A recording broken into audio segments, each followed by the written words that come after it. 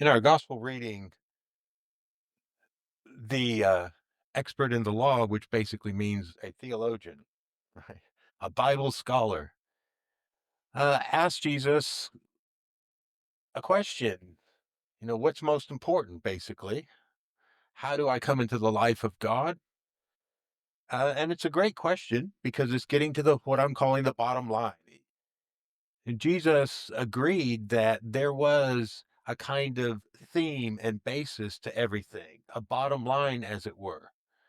And it's a relevant question. So you've got all this material, you've got all these writings of the prophets, the law of Moses, the poetry, the Psalms.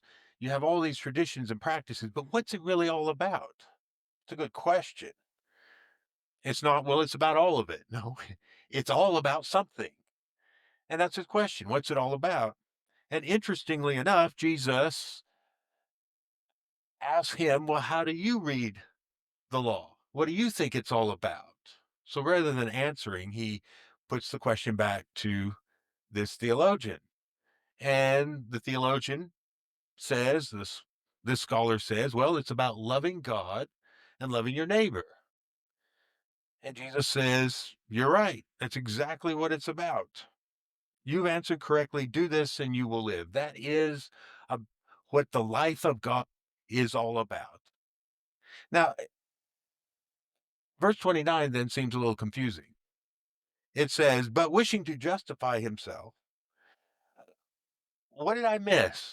I would think the guy's feeling really good. He just got affirmed, but he's not feeling really good. He feels like somehow he's been slighted, and now he needs to justify himself. He needs to vindicate himself, as the other translation put it. Well, what in the world happened? Because if if someone's teaching and I make a suggestion and they say good answer, I'm feeling good. I'm not feeling like, well, I need to justify myself. So what's going on? I suspect that either in the way Jesus said it, or the man actually has a conscience. When Jesus says, do this and you will live, he realizes, I'm not sure that I can make a good case for I've been doing that. Right? It's very simple. Love God and love your neighbor. And he's thinking, I'm not sure that I can say I've been doing that. So, seeking to justify himself, he asks for a definition. Well, who then is my neighbor? And of course, what does he want? He wants a very narrow definition, one that he can be living up to, right? Like if who your neighbor is just this group of people, then maybe he can say, okay, I've been doing that. So he's looking for a very narrow definition because I think that will make him feel like, yeah, I can feel good about myself. Because I think he suspects that Jesus is implying that he needs to do something more than what he's been doing. So Jesus tells the story that we call the Good Samaritan. The man asks, who is my neighbor? And Jesus ends the story with, who was the neighbor to the man who fell among thieves? Now that's a complete reversal of the question. The man's asking, who is a neighbor to me? And Jesus is saying, to whom are you a neighbor? Because being a neighbor is not what the other person is to me, it's what I am to the other person. It makes being a neighbor what you choose to be. In other words, to be neighborly and what that would mean becomes an active part of your own daily walk. So where the man is asking, who is a neighbor to me? Look at all these people. Who in all that crowd is a neighbor? Jesus is saying, no, neighborliness resides in you, not in them. And you have to decide, will you be one? So Jesus flips the whole conversation, doesn't he? He makes it different than it was. But there's something else going on in what Jesus says that makes, again, me wonder. So if we go back to the man's answer, he said, it's all about loving God and loving your neighbor. And Jesus tells a parable about loving your neighbor. Well, why didn't Jesus tell a parable about loving God? And what would such a parable look like? Right? If kind of the first thing is to love God, why didn't he say, well, there was a man who loved God very well? What would he say?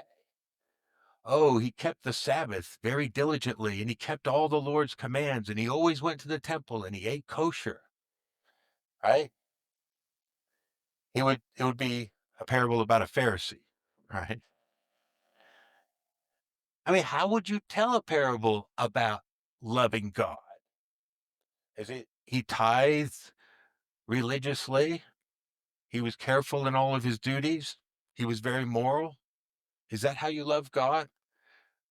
I mean, if we think about it, and you're probably already ahead of me, Jesus is telling a parable about how you love God through how you love your neighbor, because there is no other way to love God. As the Apostle John says, we cannot love God whom we have not seen if we do not love our brother whom we have seen. I mean, John just makes it plain, obvious. You can't claim to love God if you are not loving your brother, the person right next to you. Because we could say it this way, in terms of priority, it is love God, love your neighbor. But in the order of practice, it is love your neighbor in order to love God. We could say, well, it's more important to love God. That's the first command. And the second is to love your neighbor. But how do you do the first command? By doing the second first. Is the only command you could really do, because we're not loving God by showing up here and you listening to me and taking the Lord's Supper. I mean, that's in us. We might have love for God in our hearts, but actually doing this on a Sunday morning is not the epitome of loving God. The epitome of loving God is how we treat one another right now this morning, because we can gather together and listen to maybe a good lesson, at least some good music and some good scripture reading and a so-so kind of lesson. But But the real measure of whether we love God is not the attendance here, but how we treat one another, how we speak to one another, whether we care about one another. And then what we do tomorrow morning and tomorrow afternoon and tomorrow evening and how we interact. That's how we love God. There is no other measure of loving God except loving our fellow human beings. So as Jesus said in Matthew 25, what you have done to the least of these, you've done to me. I mean, the teaching is consistent. Jesus is very consistent. If anything, he is consistent. Now, people might not have liked what he was saying, but he was consistent about it. He did not like say one thing and then another day, oh, he changed his mind. No, he was very consistent. His Father's love was a love that was expressed to one another. And then we can say, yes, we have loved God. How? Because we have loved one another. I've loved the person next to me, the person that I've come in contact with. That person is my neighbor, and that person is one to whom I will be a neighbor, right? So that's what Jesus is talking about in this story, in this parable. And it comes down towards the end, and he asks the man basically, okay, if this is what it means, then what do we do? That's the implied question. Because the man has felt like he needs to justify himself. He asked the man, which of these do you think proved to be a neighbor to the man who fell into the robber's hands? And once again, this scholar has got a great answer. You got to admire the guy. I really do. I mean, it says he's testing him, but I don't know if he's testing him in a purely mean-spirited way. I mean, Jesus, in fact, tells us to test the prophets and test the spirits. Or, as John says, test the spirits. What spirit is in this person? I don't know that it was particularly mean spirited, but he wanted to know, Jesus is purporting to be a rabbi. He's teaching. I want to know, what do you say it's all about? He has his view, and he's actually correct about his view. And once again, he gives a really good answer. Who was the neighbor? He says, the one who showed mercy toward him. See, it's not just the actions, it's the attitude out of which the actions have come. Because sometimes we can do the actions without having the mercy, and that doesn't mean it's worthless, but we need to work on having the mercy, right? I mean, you could actually say, well, I know I'm supposed to help people in need and I will, but do you have mercy? Do you feel, as Jesus in the story says about the Good Samaritan, the Samaritan is moved with compassion. There is there is something in him that moves him to mercy, compassion, to share with the other, to share in their suffering, in their passion. So you've got the word passion, which we use for the sufferings of Christ. Passion is to share in their suffering. So it's a kind of solidarity. It's not simply like, "Oh, I have a duty to help people," but it's also the heart that says, I feel what they're feeling. And so when I help them, it's out of a place of compassion, sharing in their suffering, having mercy. Because sometimes we can think, well, what a foolish man for be walking along this road alone, and especially at the time that he did. Does he not? You know, who knows? Maybe the man was going along at night and fell among thieves. It's his fault that he got beat up, right? Which is not a very, I'll help him, but I'm not very merciful about his condition. He brought it upon himself. Well, maybe he did. Maybe he was being foolish. Maybe he walked at the wrong time along that road. But the expert answers well. It's about having mercy and showing mercy through our actions. And Jesus says, go and do the same. Where did it all start? How do we have eternal life? The answer is, go and have mercy to those in need, and you will find the life of God. You will experience it. Now, how do we experience that? I think what we understand about the Father is absolutely animated by, driven by his own mercy on his creation. And if you want to know what it is that God experiences, then do what God's doing, because God has mercy upon us all. Anyone want to say, I've not received any mercy from God, neither do I need it, right? I mean, who's going to say that, right? God delights in having mercy. That's what, that's what gets, if you want to say it this way, that's what gets God up in the morning, right? That's what he's excited to do. It's like, another day to have mercy, show mercy. You want to share in the life of God? You want to know what it's like for God to live his life? Go around share, showing mercy to others. And that feeling you will have, you know, that's the feeling in a lesser extent, but of the same nature as what is going on in the heart of God.